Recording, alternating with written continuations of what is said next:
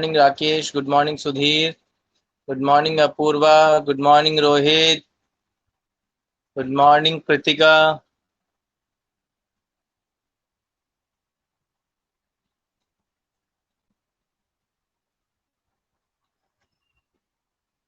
So only 7 attendees are there. Only 7 students.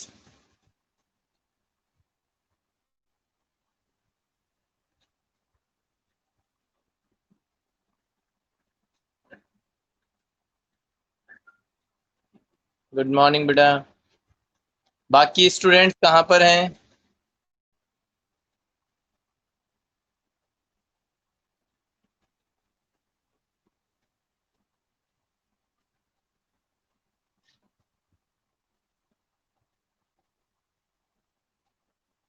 बाकी students कहाँ पर हैं?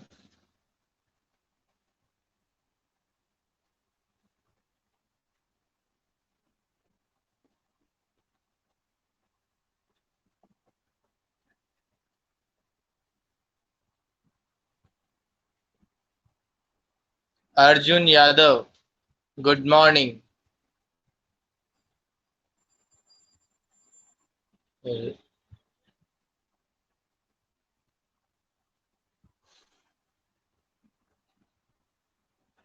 चलिए, तो अभी और स्टूडेंट्स हैं या फिर बस इतने ही हैं? और भी स्टूडेंट हैं क्या?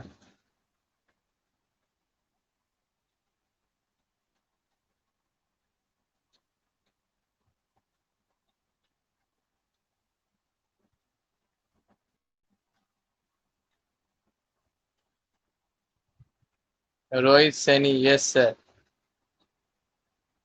चलिए कोई नहीं, लेकिन सभी को कहिए कि प्लीज क्लास को रेगुलरली अटेंड करिए, क्योंकि कुछ चीजें हैं जो कि हम पढ़ रहे हैं वो बाद में मिस हो गई तो फिर वो समझ में नहीं आ पाएगी।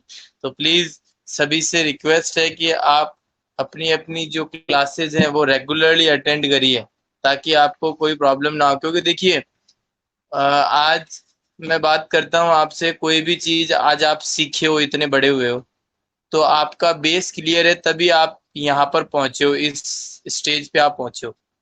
लेकिन अगर आपका बेस क्लियर नहीं होता तो आज यहाँ पे पहुंच सकते थे क्या? नहीं। तो इस वजह से मैंने आपको कहा था कि कॉमर्स का जो बेस है वो है 11th क्लास। 11th क्लास एक बेस है।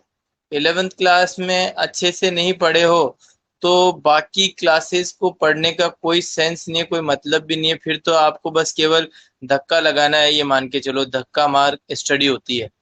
लेकिन 11th क्लास के अंदर अगर जो बच्चा सही पढ़ लेता है तो ये देख लो कि उसकी आगे की जो पढ़ाई है वो भी और ज़्यादा बेटर हो जाती है, क्योंकि 11th क्लास बेस है। किसी सेंटेंस को बनाने के लिए हमको वर्ड्स और अल्फ़ाबेट करेक्टर इनकी ज़रूरत पड़ती है। ऐसे ही हमारे पूरे कॉमर्स को अच्छे से पढ़ने के लिए 11th क्लास की ज़रूरत पड़ती है, हमेशा और हमेशा। जो इस क्लास के अंदर हम सीखेंगे वो आप हमेशा सीखेंगे, जब तक कि आप कोई जैसे सीए बनना चाहते हो या फिर बहुत अच्छी अच्छी पोस्ट होती है कॉमर्स के अंदर, तो जो करना चाहते हो उसमें 11th क्लास काम में आएगी। ऐसा नहीं है कि काम में नहीं आएगी। ठीक है, तो मैंने आपको देखिए स्टार्ट करवा दिया था चैप्टर, और उसके अंदर मैं आपको कुछ प्रोसेस बता रहा था। पहले मैंने आपको अकाउंटिंग की डेफिनेशन बताई थी कि अकाउंटिंग एक्चुअल में होता क्या है। एक American institute of certified public accountant ने ये एक डेफिनेशन दी थी, जो कि मैंने आपको लिखवाया भी था कि accounting is the art of recording, classifying, summarising in significant manner in terms of money. तो ये सारी चीजें हमने सीखी भी थी। ठीक है, तो अब उसको हम एक पर्टिकुलर प्रोसेस के अंदर आपको बता रहे थे, जिसके अंदर मैंने आपको कहा था कि किसी भी एक प्रोसेस को कंप्लीट करने के लिए या फिर किसी भी ट्रांजेक्शन, मतलब कोई भी चीज हमारे अकाउंट्स के अंदर रिकॉर्ड करने के लिए ट्रांजेक्शन का होना बहुत जरूरी है। तो मैंने आपको यहाँ पर ट्रांजेक्शन जो है वो सिखाया था क्या होता है। फिर उसके बाद में वाउचर भी बताया था मैंने आपको क्या होता है, वाउचर को कहाँ पे रिकॉर्ड किया जाता है वो भी मैंने आपको बताया था। ठीक है।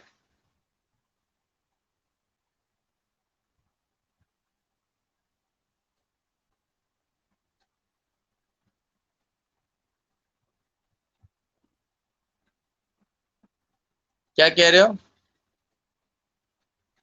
ट्रिपल ए की फुल क्या है, फुल फॉर्म? ट्रिपल ए का ये यहाँ पे लिखा है ना, American accounting association, American accounting association. ठीक है। चलिए, तो ये बेटा आपको एक बार बेटा अपूर्वा, आपका जो वॉइस का जो एक टॉपअप आपके पास में आ रहा है उसको आप एक बार यस कीजिए, यस कीजिए, इसको एक्सेप्ट कीजिए, एक्सेप्ट कीजिए इसको, टॉपअप को।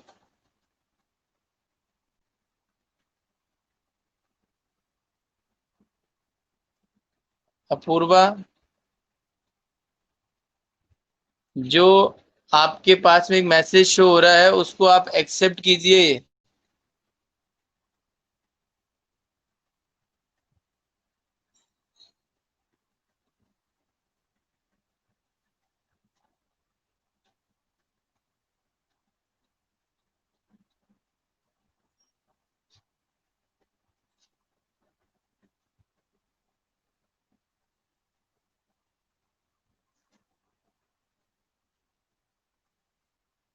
चलिए, कोई नहीं, तो आगे हम बढ़ते हैं। देखिए, हमने बात करी थी,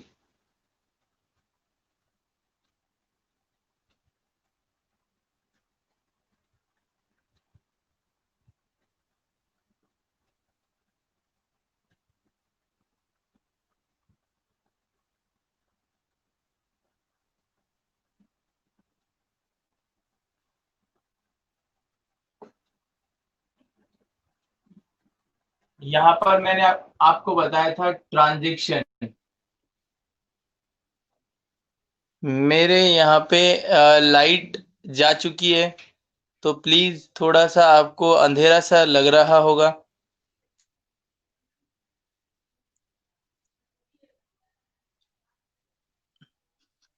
दिखाई तो दे रहा है आपको?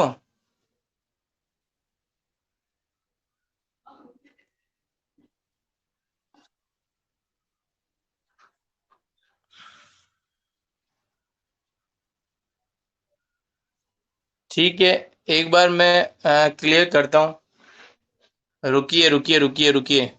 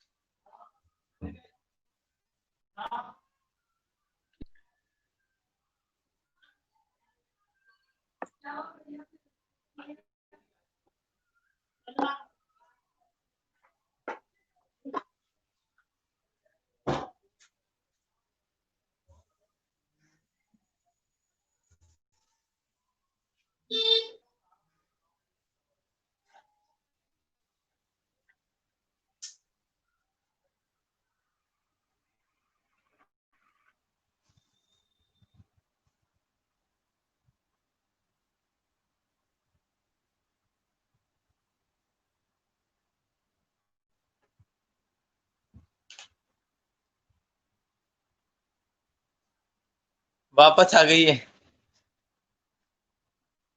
ठीक है, तो हम ट्रांजैक्शन देखिए देख रहे थे, उसके बाद में हम वाउचर के बारे में हमने सीखा था। वाउचर के बाद में हमने रिकॉर्डिंग के बारे में पढ़ा था। रिकॉर्डिंग, रिकॉर्डिंग जो है वो कहाँ पे की जाती है वो भी हमने बात करी थी।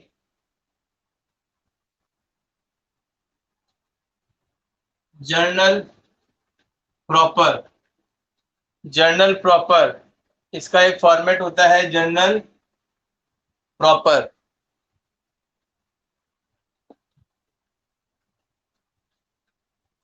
बेटा अर्जुन, मैं रिपीट भी कर रहा हूं, प्लीज आप सुनिए। देखिए पहले नंबर का ऊपर ही ऊपर जो लिखा हुआ है यहाँ पर, ये है ट्रांजैक्शन, ये है ट्रांजैक्शन। ट्रांजैक्शन के बाद में लिखा हुआ है वाउचर, वाउचर, VOUCHER, वाउचर। लिखते जाइए आप अपनी कॉपी में। वाउचर के बाद में है recording, recording.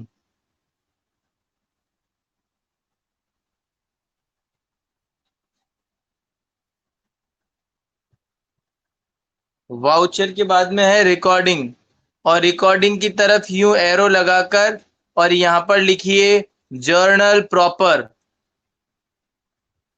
JOURNAL, journal proper, PROPER। लिखा? सभी ने लिखा क्या?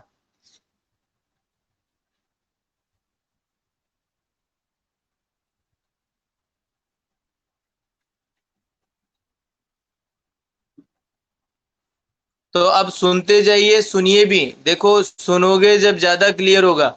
मैंने कहा कि कोई भी चीज को यदि हमें अकाउंट्स के अंदर रिकॉर्ड करना है यदि, तो फिर उस केस में सबसे पहले क्या चीज का होना बहुत जरूरी है? ट्रांजैक्शन का होना बहुत जरूरी है।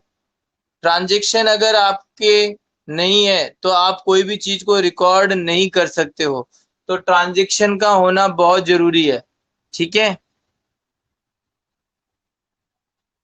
Very good Sudhir.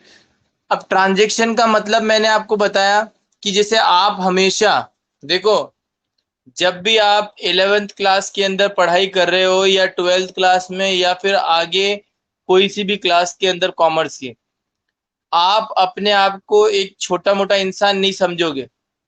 आप अपने आप को एक बहुत बड़ा बिजनेसमैन मानोगे कि आप कौन हो, एक बहुत बड़े बिजनेसमैन हो। मतलब मुकेश अंबानी तो छोटा सा है आपके सामने, और आपके घर पे एक ड्राइवरी सीखता है आपके अंडर में। इस तरीके से आप अपने आप को मानोगे। ठीक है, समझ गए?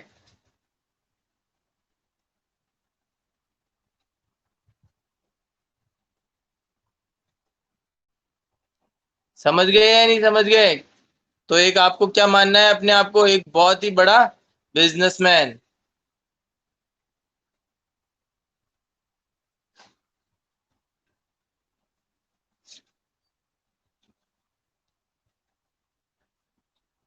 Very good.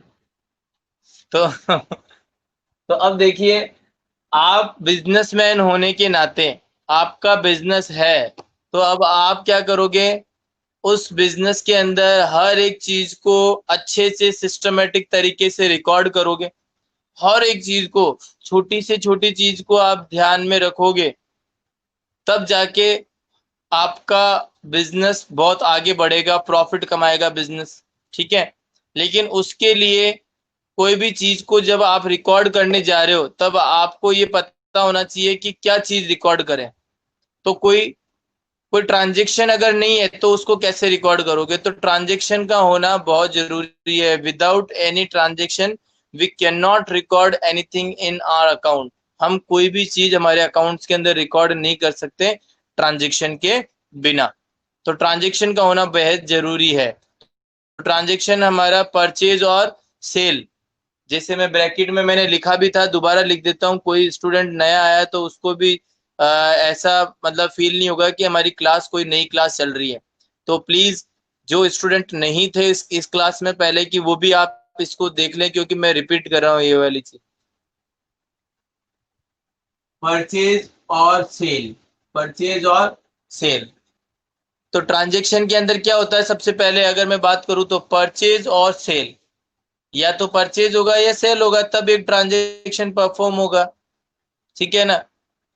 और भी बहुत सारी चीजें हो सकती है, केवल यही नहीं कि ट्रांजेक्शन में केवल परचेज और सेल ही आती है, बहुत सारी चीजें भी आती है। लेकिन मैं बेसिक चीज ले रहा हूँ। सबसे पहली चीज की जो परचेज है, परचेज रिटर्न भी एक ट्रांजेक्शन है, सेल्स रिटर्न भी ट्रांजेक्शन है, कैपिटल लगाना भी ट्रांजेक्शन है, कैपिटल को निकालना भी ट्रांजेक्शन है। क्या होती है कैपिटल? बहुत सारी चीजें सीखेंगे अभी, लेकिन छोटा सा मैं एक पहले प्रोसेस बताने जा रहा हूँ, फिर धीरे धीरे एक एक चीजें सीखेंगे।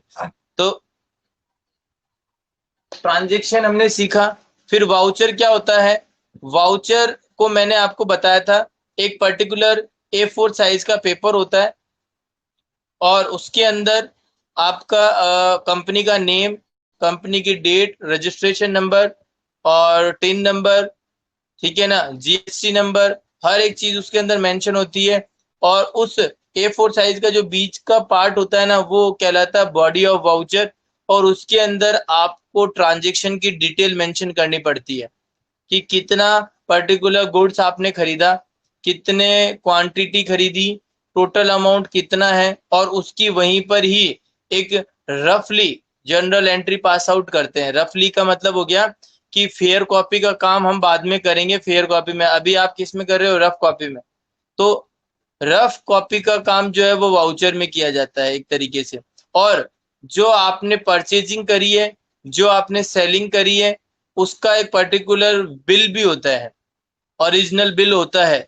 उस बिल को हम पीछे की तरफ, वाउचर के पीछे की तरफ स्टेपल कर देते हैं और उस वाउचर का एक नाम दे देते हैं। नाम ऐसे नहीं है कि उस वाउचर का नाम दे दिया कि अपूर्वा नाम दे दिया उस वाउचर का, या फिर राकेश नाम दे दिया उसका, तो ऐसा वाउचर का नाम नहीं होता। वाउचर का एक पर्टिकुलर सीरियल नंबर होता है, जैसे कि 728, 728 नंबर का वाउचर, 123 नंबर का वाउचर। तो ये क्या है? एक सीरियल नंबर उस वाउचर को दे दिया जाता है और फाइल में उस वाउचर को serial number wise chronological order के अंदर उसको अटैच कर दिया जाता है, ताकि कभी भी हम जब उस वाउचर को ढूंढें तो तुरंत हमको ऐसे नहीं कि आधे घंटे उसको संभालना पड़ा, नहीं, आपके आपने सोचा और वहीं पर जाके वो मिलेगा, बस ये ऐसा होना चाहिए। तो इस तरीके से हम उसको क्या करते हैं? रिकॉर्ड्स को मेंटेन करते हैं। अब जब हमने वाउचर तैयार कर लिया है, तब हम क्या करेंगे? उन ट्रांजैक्शन की रिकॉर्डिंग करना स्टार्ट करेंगे। अब रिकॉर्डिंग करना स्टार्ट करेंगे तो मैंने आपको बताया कि रिकॉर्डिंग कहाँ पे की जाती है। एक फॉर्मेट है जिसका नाम है जनरल प्रॉपर। देखिए, एक फॉर्मेट है जिसका नाम है जर्नल प्रॉपर। यहाँ पर हम हर एक ट्रांजैक्शन की क्या करते हैं? रिकॉर्डिंग करते हैं। जितने भी ट्रांजैक्शन हमने किए हैं उन सभी ट्रांजैक्शन की रिकॉर्डिंग हम कहाँ पे करते हैं? जर्नल प्रॉपर में करते हैं। और जर्नल प्रॉपर में जो रिकॉर्डिंग करते हैं उनको क्या बोला जाता है? जर्नल प्रॉपर में जो हम रिकॉर्डिंग करते हैं उनको क्या बोला जाता है? उनको बोला जाता है जर्नल एंट्रीज। क्या बोला जाता है? सभी बोलिए, जर्नल एंट्रीज। क्या बोला जाता है? बताइए।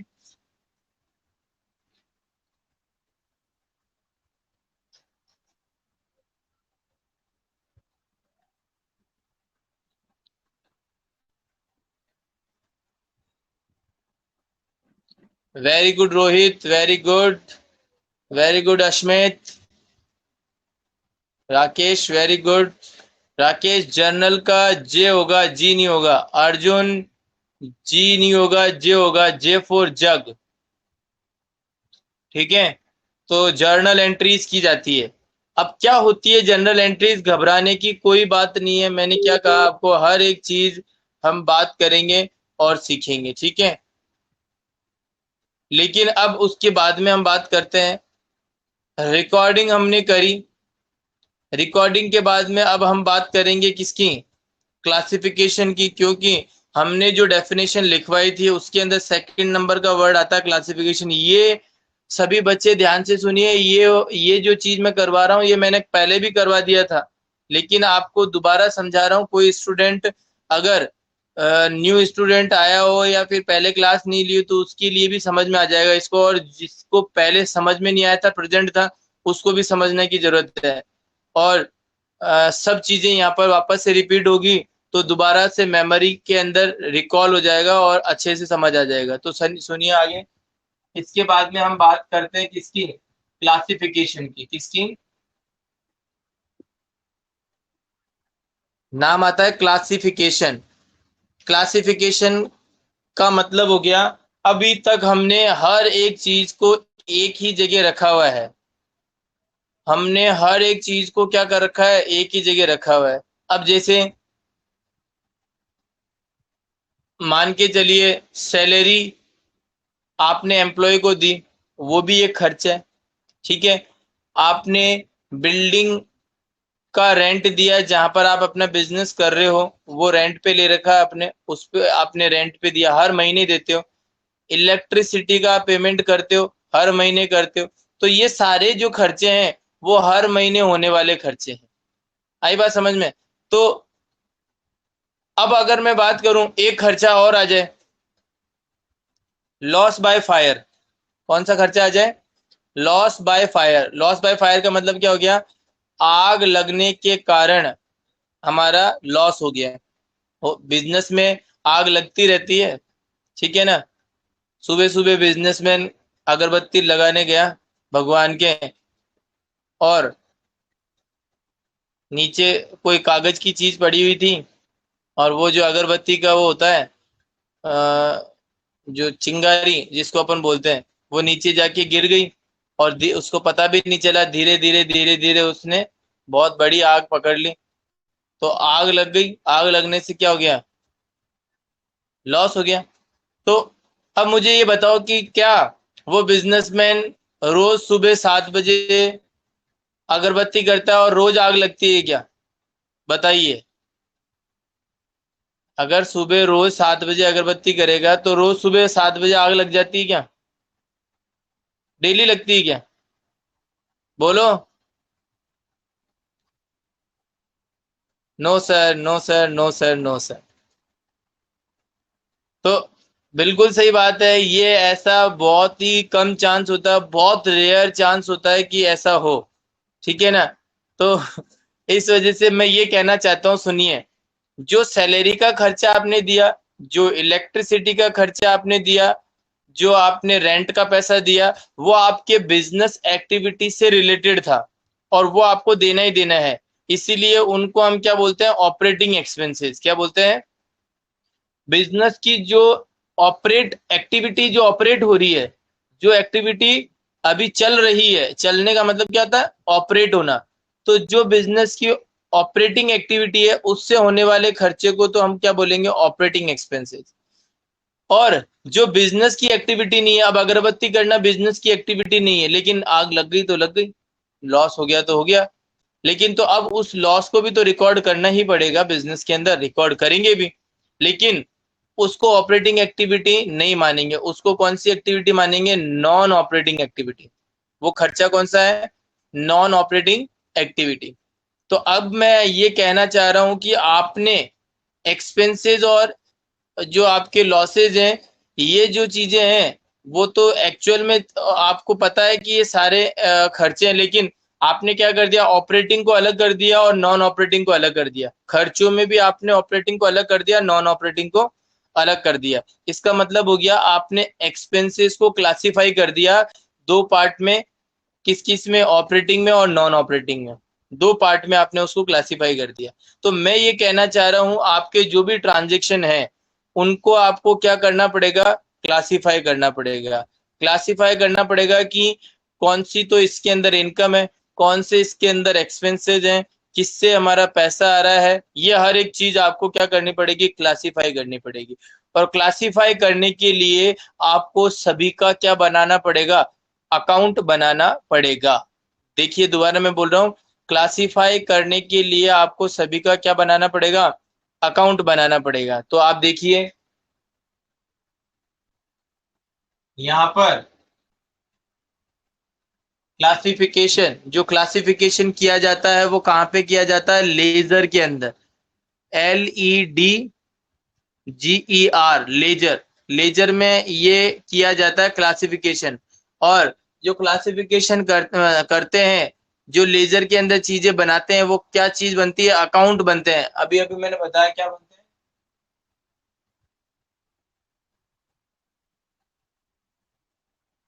अकाउंट। क्या बनते हैं? अकाउंट तैयार होते हैं। क्लासिफिकेशन के बाद में फिर हम क्या करते हैं? समराइजिंग करते हैं। क्या करते हैं? समराइजिंग।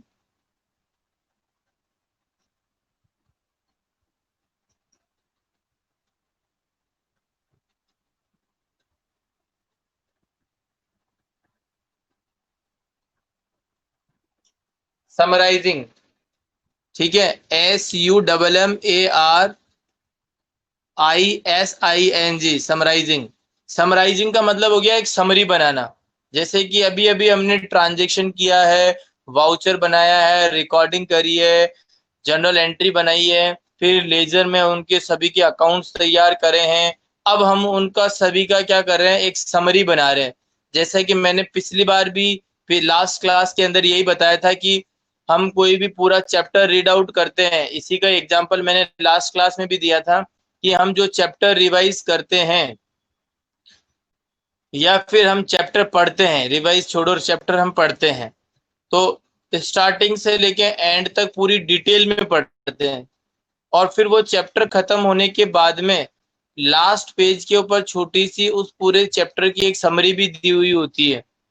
तो उस समरी को पढ़कर भी उस चैप्टर की पूरी नॉलेज हमको मिल सकती है। तो ऐसे ही ये जो हमारे ऊपर जो ट्रांजैक्शन, वाउचर, रिकॉर्डिंग, क्लासिफिकेशन ये किया हमने, उन सभी का क्या करेंगे, हम एक समरी तैयार करेंगे। और समरी कहाँ पर तैयार की जाती है,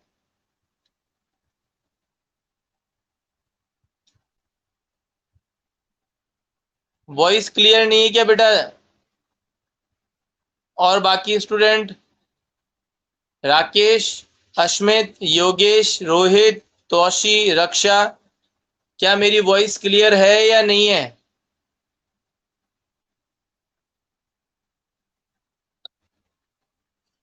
रोहित का कहना है सर क्लियर है।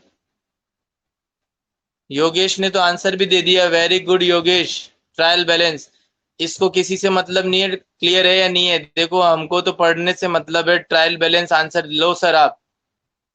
Very good Yogesh. रक्षा भी कह रही है क्लियर है, अश्मित भी कह रही है। तो बेटा अपूर्वा, आपके कुछ नेटवर्क में कुछ हो सकता है कि प्रॉब्लम हो, तो इस वजह से प्लीज थोड़ा सा आप अपने नेट को चेक करिए। तो अभी आगे देखिए, जो मैं कहना चाह रहा हूं, मैंने ये कहा कि जो हम समरी तैयार कर रहे हैं, ये समरी बना रहे हैं, ये कहाँ पे बनाई जाती है? जैसा कि योगेश ने जवाब दिया, बहुत अच्छा। वो क्या है, यहाँ पर समरी जो तैयार की जाएगी वो तैयार की जाएगी ट्रायल बैलेंस के अंदर। कहाँ पे तैयार की जाएगी? ट्रायल बैलेंस के अंदर। एक फॉर्मेट होता है बेटा ट्रायल बैलेंस, मैं नाम लिखवा रहा हूं, आप लिख लीजिए जिसको पता नहीं है। TRIAL, trial balance, BALANCE, trial balance. तो हम जो समरी बनाते हैं वो कहाँ पर बनाते हैं? ट्रायल बैलेंस में। अब समरी के अंदर हम क्या चीज तैयार करते हैं? जैसे कि मैंने बोला, जनरल प्रॉपर के अंदर जनरल एंट्री बनाते हैं, लेजर के अंदर हम अकाउंट तैयार करते हैं, और ट्रायल बैलेंस में अब हम क्या करेंगे? अब ट्रायल बैलेंस में हम क्या करते हैं वो देखना, जितने भी हमने अकाउंट तैयार करे हैं उन सभी के बैलेंसेस को निकालेंगे। उन सभी के बैलेंसेस जो है वो हम लिखते हैं। तो बैलेंस हम यहां लिख देते हैं, बैलेंस ऑफ अकाउंट। यहां पे लिख रहा हूं मैं balance of account, balance of account, ये लिख लीजिएगा आप। Very good Kritika. अब यहाँ पर हम समराइजिंग करने के बाद में मैंने आपको ये भी चीज पूछी थी, ध्यान से सुनी होगी आपने। तो हम क्या करेंगे, समरी तैयार कर चुके हैं, अब हम पूरा साल भर हमने पूरा कंप्लीट कर लिया हमारा वर्क। तो साल भर जब हमने पूरा वर्क कंप्लीट कर लिया, तो अब एट द एंड हमें ये तो पता होना चाहिए कि हमारे बिजनेस में प्रॉफिट हुआ है या लॉस हुआ है। आप पढ़ाई करते हो, आप पढ़ने के लिए जाते हो, तो आपको ये तो पता होना चाहिए ना कि पूरा साल भर हमने पास आउट कर, या 10th पास आउट कर ली हमने, अब 10th का हमारा क्या रिजल्ट रहेगा? आपने वेट किया या नहीं किया? तभी तो फिर उस केस में रिजल्ट आने के बाद में आपने 11th क्लास स्टार्ट करी है, नहीं अदरवाइज ये हमें जरूरी होता है कि पर्टिकुलर जो भी चीज हम कर रहे हैं उसका क्या रिजल्ट है, केवल और केवल अकाउंट्स में नहीं, हर चीज में। तो अकाउंट्स की भी बात करते हैं तो उसके अंदर भी पूरा साल भर हमने निकाल दिया। अब साल भर के बाद में आपको ये पता होना चाहिए इस बिजनेस में हमारा घाटा लगा है या फिर फायदा हुआ है, ठीक है ना, लॉस हुआ है या फिर प्रॉफिट हुआ है। अगर आपको पता है कि लॉस हुआ है, तो फिर आप बिल्कुल अलर्ट हो जाओगे। अलर्ट होने के बाद में आप क्या करोगे, आपकी एक्टिविटीज में चेंजेस करोगे, आप एक अलग से एफर्ट्स पुट करोगे, और आप ये कोशिश करोगे कि मैं इस लॉस को कैसे ना कैसे प्रॉफिट में कन्वर्ट कर लूं। ठीक है ना। उसके लिए आप नई नई टेक्निक यूज करोगे, और हर तरीके से आप अपने आप को बिल्कुल एक तरीके से अलर्ट रहकर और काम करोगे। ठीक है ना। तो आपका वो लॉस प्रॉफिट में कन्वर्ट हो जाएगा। लेकिन आपको यही पता नहीं है बिजनेस में प्रॉफिट हुआ या लॉस हुआ, तो उस केस में आप बस आराम से निश्चित होके बैठे रहोगे, और लॉस लग रहा है, लग रहा है, लग रहा है, और एक टाइम ऐसा आएगा कि आपके पास में पैसे ही नहीं बचे। अब फिर आप कहोगे यार ये सारा पैसा इतना लगाया था वो गया कहाँ। फिर एट दी एंड कहोगे फालतू है ये सारे, बिजनेस बंद करो इसको। फिर आप सभी चीजों को बेचोगे, बेच के जो आपके उधारी का पैसा उसको पे आउट करोगे, ये सारा काम होगा फिर। तो इसलिए आपको सबसे पहले जरूरी क्या है, प्रॉफिट कितना हुआ है या फिर लॉस हुआ है तो वो भी कितना हुआ है। ठीक है। तो उसके लिए हम तैयार करते हैं क्या, कौन बताएगा? Financial statement. क्या तैयार करते हैं हम? Financial statement. और फाइनेंशियल स्टेटमेंट कौन कौन से होते हैं ये भी लिखवाया था, कौन बताएगा?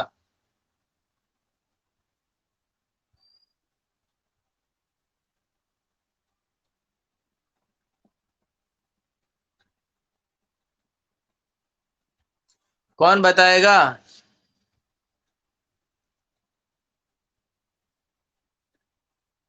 अश्मित बताने जा रही है, तौशी भी बताने जा रही है। Balance sheet, very good. और प्रॉफिट लॉस अकाउंट, बहुत अच्छा जवाब है। योगेश ने तो देखो पहले ही जवाब दे दिया। Yogesh good boy.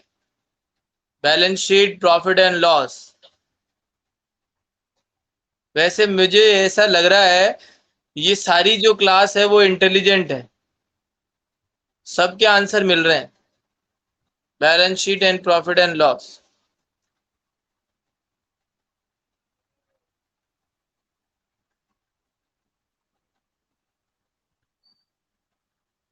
Balance sheet and profit and loss.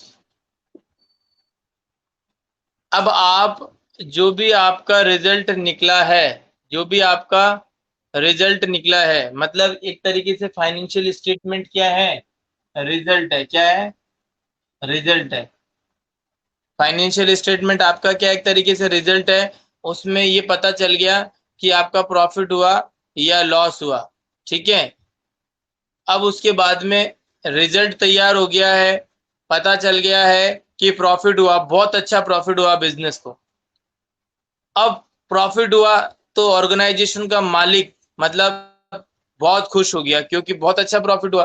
Profit हुआ तो उसको ऐसा लगा कि मुझे क्या करना चाहिए, जो मेरे अंडर में काम करने वाले जो लोग हैं उन्हीं की वजह से मुझको प्रॉफिट हुआ है, तो उनको क्या देना चाहिए, मुझे रिवॉर्ड देना चाहिए और अच्छा बोनस देना चाहिए। तो फिर वो उनको क्या करता है, बोनस भी देता है और उनको।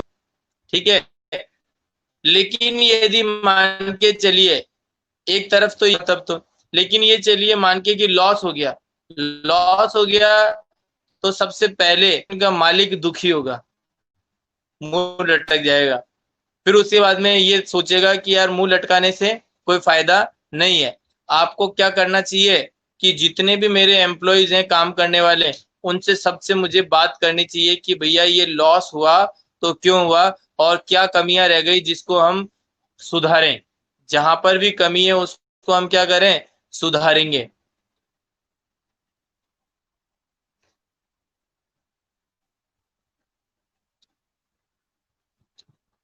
क्या हुआ बेटा अपूर्वा, क्या सुनाई नहीं दे रहा है आपको, ये बताइए, या क्या समझ नहीं आ रहा है? आप एक बार अपना एक बार ऐसा करिए, स्पीकर ऑन करिए, मैं आपको एक मैसेज डाल रहा हूं, और आप उसके अंदर उसको यस कीजिए, यस कीजिए इसको।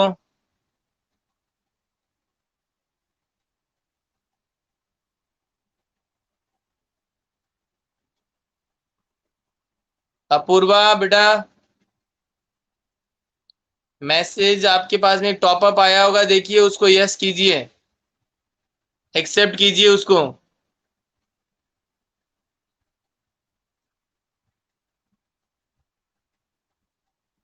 मैसेज आया है क्या आपके पास में कोई?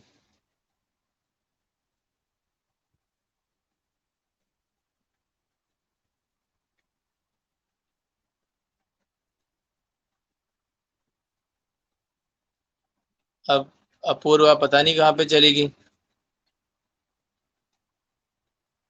इसी वो लॉग आउट हो रही है, इस वजह से उसको समझ नहीं आ रहा है, बोल रही है मुझे समझ नहीं आ रहा है।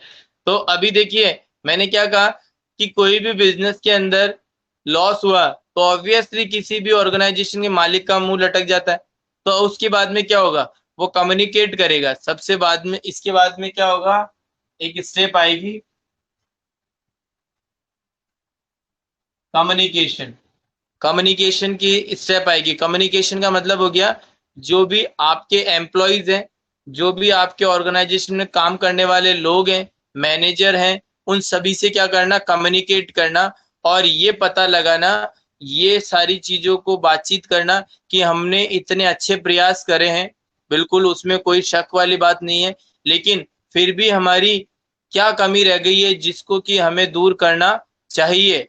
और आगे ये गलतियां अगर जो हमने करी है वो गलतियां दोबारा ना हो, इसके लिए हमें और ज्यादा मेहनत करनी चाहिए, अच्छे प्लान करने चाहिए, अच्छी प्लानिंग करनी होगी हमें, तब जाके हमारा रिजल्ट वापस से सुधरेगा और लॉस जो हुआ है वो प्रॉफिट में कन्वर्ट होगा। और वो किससे, कम्युनिकेट करने से होगा। आपको सभी से क्या करना पड़ेगा, कम्युनिकेट करना पड़ेगा। यदि आप कम्युनिकेट नहीं करेंगे तो फिर आपका रिजल्ट वैसा का वैसा ही रहेगा, कुछ भी चेंजेस नहीं आएगा रिजल्ट में। लॉस है तो अगली साल भी लॉस होगा अगर आपने टाइम पर सभी लोगों से बातचीत नहीं करी तो ये सारी क्या है, एक पर्टिकुलर एक प्रोसेस है बेटा। तो प्रोसेस जो मैंने आपको बताई है वो आपको समझ आई क्या?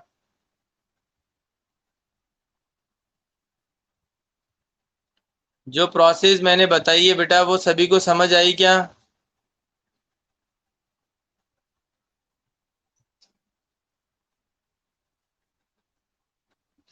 Yogesh very good, yes sir. Ashmit ने बोला यस सर। अर्जुन ने कहा यस सर।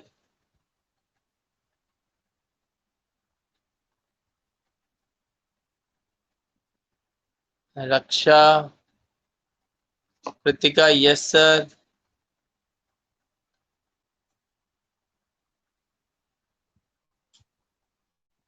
अपूर्वा, अपूर्वा का जवाब सुनते हैं।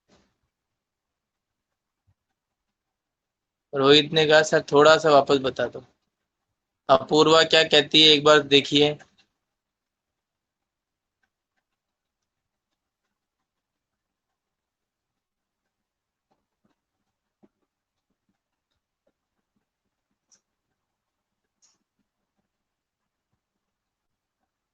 No sir.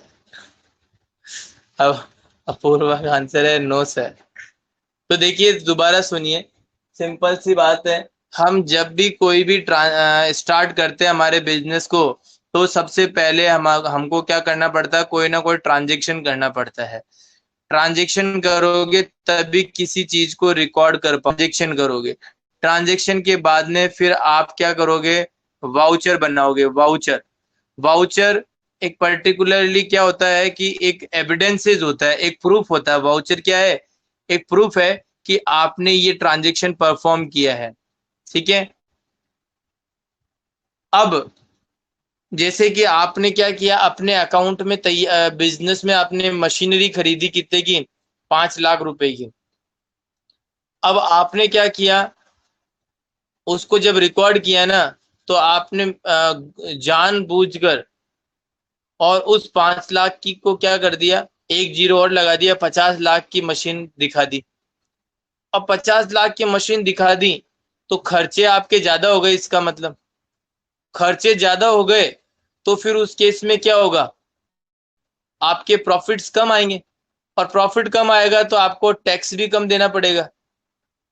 प्रॉफिट कम आएगा तो आपको टैक्स भी कम देना पड़ेगा, प्रॉफिट ज्यादा आएगा तो टैक्स देना पड़ेगा।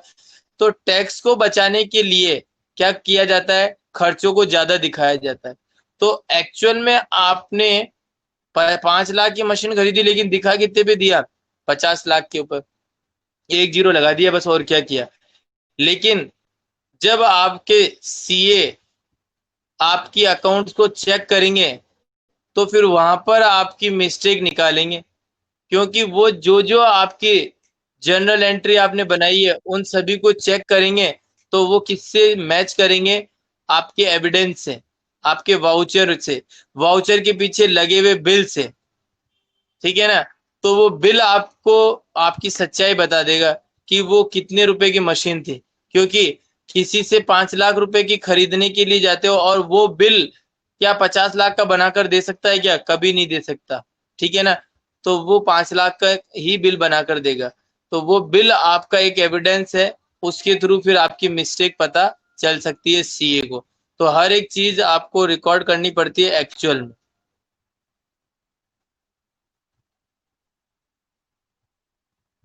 चलिए अब आगे देखिए।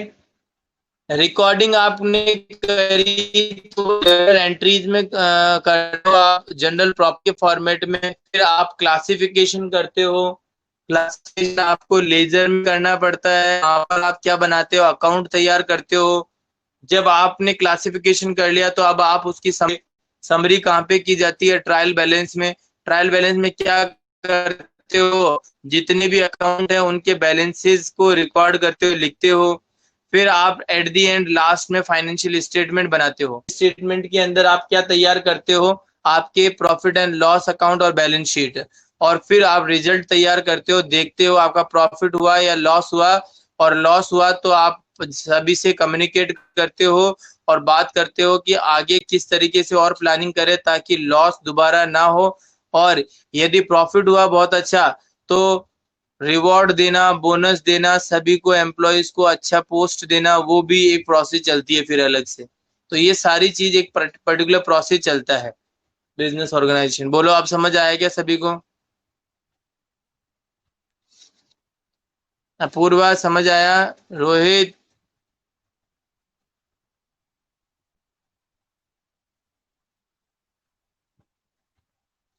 Very good Rohit.